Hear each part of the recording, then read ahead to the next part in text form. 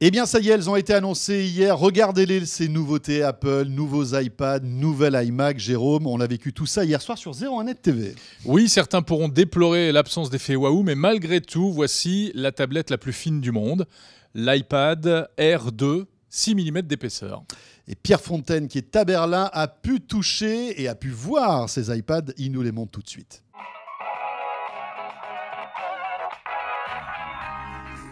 L'iPad Air 2 est plus fin, quand on le prend en main, on n'a pas l'effet waouh qu'on avait eu avec le premier iPad Air, mais on sent effectivement qu'il est plus fin, pas forcément fragile, pas forcément beaucoup plus léger non plus, mais en tout cas il y a un petit confort de prise en main qui devrait s'installer avec le temps.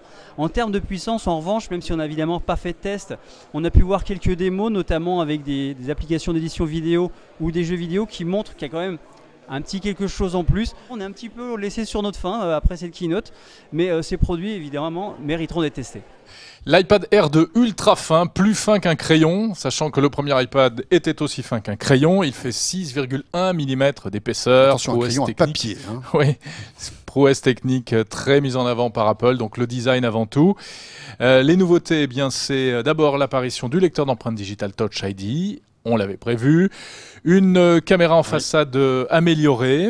Un nouveau processeur, en tout cas la version boostée du processeur qu'on retrouve déjà dans l'iPhone 6 et l'iPhone 6 Plus et l'A8X. Ouais. Les prix, alors écoutez, on reste toujours dans les standards de chez Apple. Hein. L'iPad nouvelle génération commence à 499 $. On peut imaginer qu'il sera à 499 €, peut-être même plus, avec la fameuse taxe, vous savez, sur la copie privée. Donc 499 $ pour 16 Go Wi-Fi. Hein. Et ça montera avec la 3G jusqu'à même la 4G, 829 $. Voilà.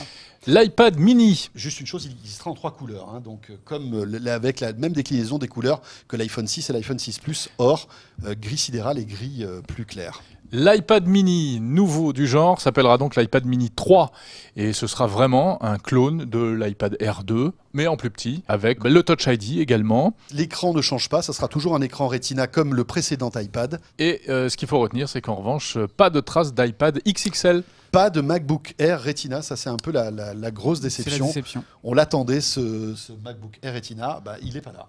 Voilà, mais on a quand même un très bel iMac, donc ordinateur de bureau 27 pouces avec un écran Retina, Retina 5K avec une résolution de 5120 par 2880, 14,7 millions de pixels nous annonce Apple. Plus fin. Toujours aussi fin, 5 mm. À l'extrémité, et qu'il consommera 30% d'énergie en moins.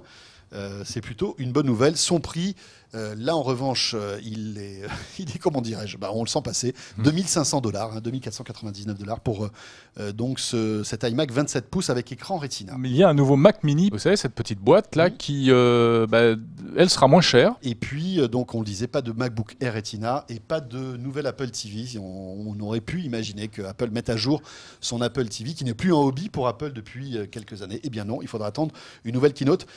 Qu'est-ce qu'on peut, Christopher Simili, la rédaction du Labo, 01net, qu'est-ce qu'on peut retirer de toutes ces annonces?